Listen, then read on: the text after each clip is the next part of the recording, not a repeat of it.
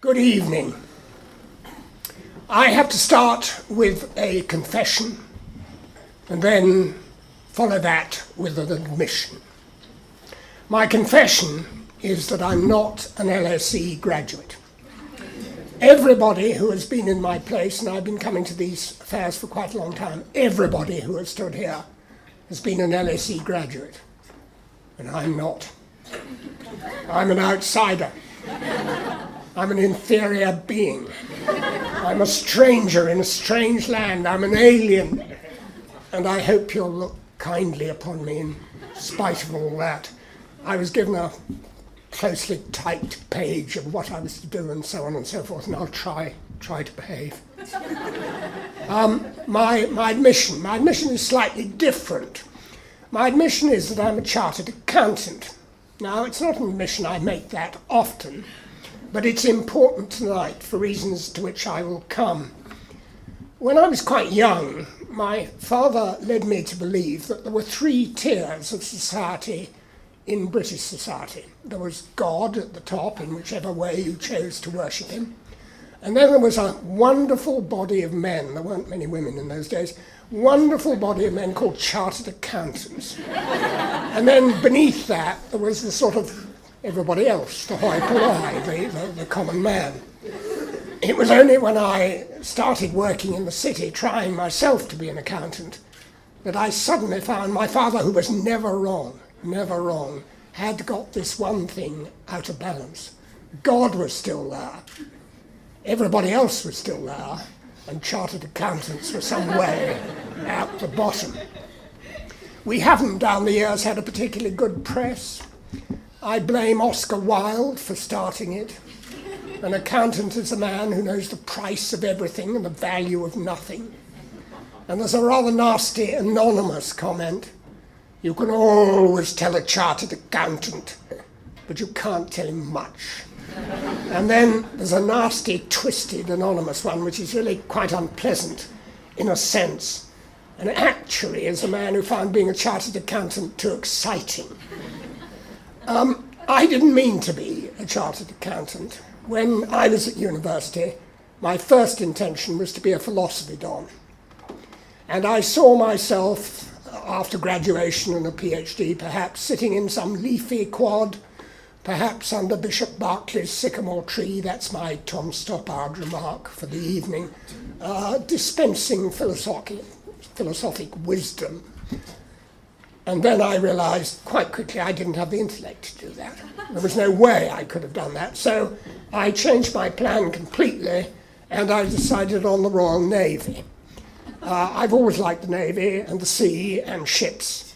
And I had this picture of myself on the bridge of a destroyer doing 35 knots in a half gale, swinging round, frightfully important, until somebody pointed out that I had glasses.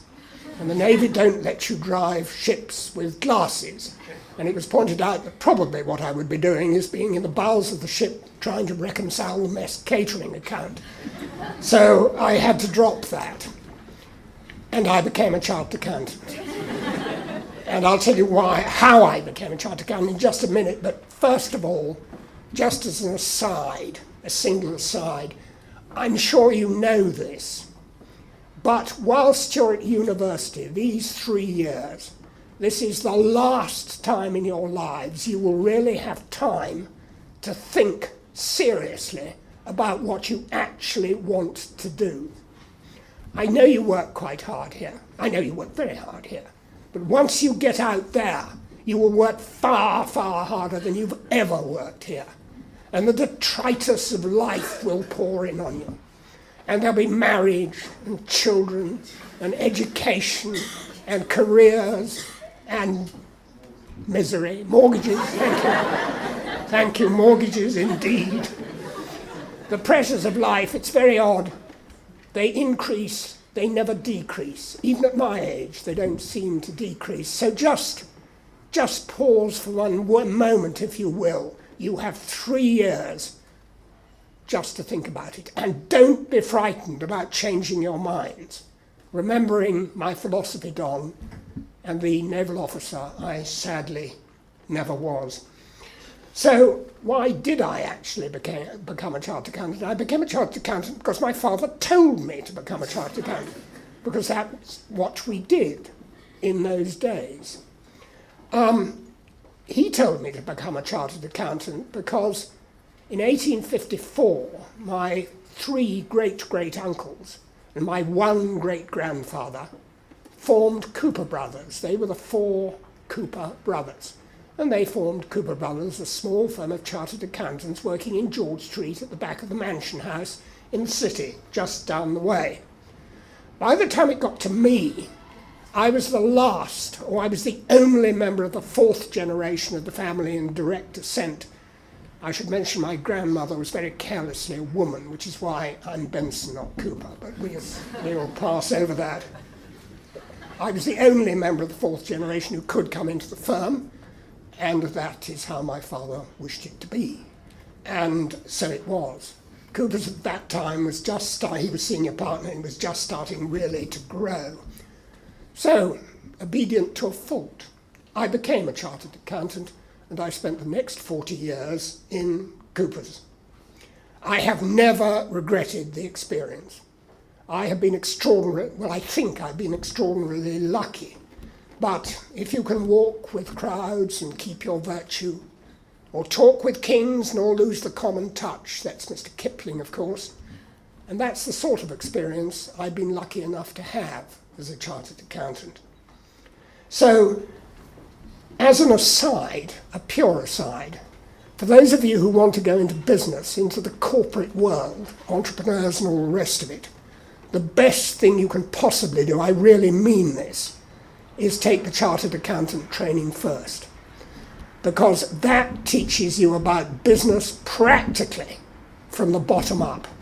And it's worth half a dozen MBAs, I assure you. You can always go off and do something else, but with that training behind you, you will understand how business works. And that's the key to everything. So, back to my father, which is where I should have got to by this time. I won't burden you with his career, except to say that he was a very great and famous chartered accountant of international standing. Now, you might say to me it's a contradiction in terms to contemplate a chartered accountant with all those talents, but he and 1 or 2 others in this country did have them. And he took Cooper Brothers & Co. from an ordinary city firm at the end of the Second World War in a 25-year period to being one of the 4 great international firms in the world at that time. And happily, we're still there. He died in 1995, 20 years ago. And the firm, and by this time Coopers had become Coopers and Lybrand, and then we turned ourselves into PricewaterhouseCoopers when we merged with PW's. But the firm hugely generously, and I personally owe a great debt of thanks to my firm, to offer awards to the LSE scholarship scheme in his memory. And it's in his memory that I am here tonight. We have always sought high quality and disadvantaged students. Students, as Kim was saying, who might not possibly have the opportunity to come here at all if there wasn't a bit of help. And we have found those students. I've been very lucky. I've been allowed to interview every student we've put through. And the only heartfelt problem is the people you have to reject, who are very nearly as good as the people you want to accept. It's no fun striking people off the list. Why did we choose LSE? I was told to answer this, and I will. We chose LSE because we viewed it as a firm as best in class, best of breed, perhaps even best of show. And we'd never doubted that our choice, for us, it's the right place to give our awards. Now, I needn't tell you all about the awards because Kim has really done that. So I was going to, but I don't have to, except to say we do try to keep in touch with our students from beginning going on indefinitely. The dinner when we have everybody back is the greatest fun.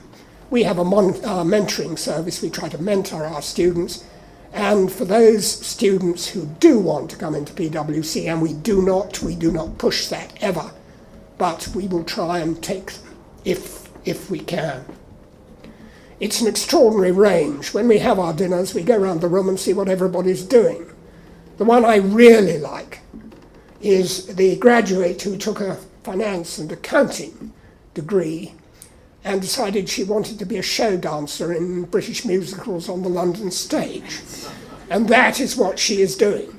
She changed her mind. She's very happy doing it.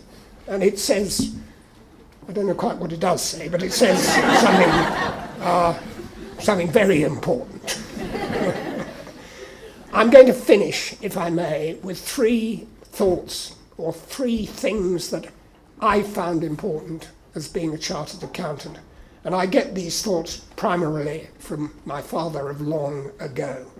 Very briefly, the first thing, nothing is more important than practical experience in life. You have to do it to be able to do it. If it's making an IKEA flat pack from a flat pack, which I can't do, or trying to balance a trial balance, which by God I couldn't do after all the training I had, it was awful. You've got to do it, and then you understand it. In the firm, in CB&Co, when I started, there were 2 mottos. The first had been handed down from Victorian times, and it was bleak. Absence of complaint is the highest form of praise, we were told. Think about that. That's quite depressing. And the other thing from my father came, do the job properly. How I remember that, Peter, do the job properly. When he got his coat of arms, when he was made a peer, he had to choose a motto himself. And he wanted, do the job properly. And the College of Arms was incredibly stuffy about it. They said they couldn't translate that into Latin. I don't believe them. The best they could come up with was quod facio, valde facio. What I do well. But what it really meant was do the job properly. So that's the first thing. Second, and I've learned this painfully because I'm something of a black and white man, I always have been, but life is all about shades of grey, and I'm not going there at all. It's all about compromise. It's not accepting second best, ever. It's achieving as much as you possibly can, but recognising that you will very, very seldom get it all. When I did my intermediate accountancy exams, I needed a cram course.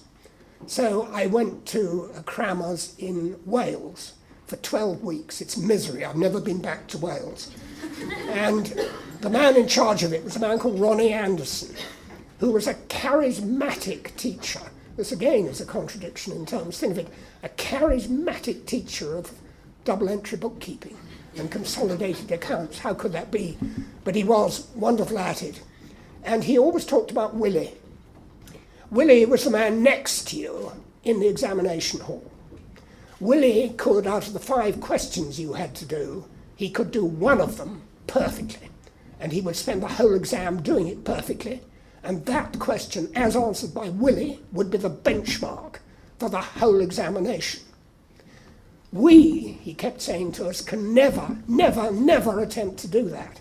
We have to get about 80% on all 5 questions to qualify at all. And that's what I mean about compromise.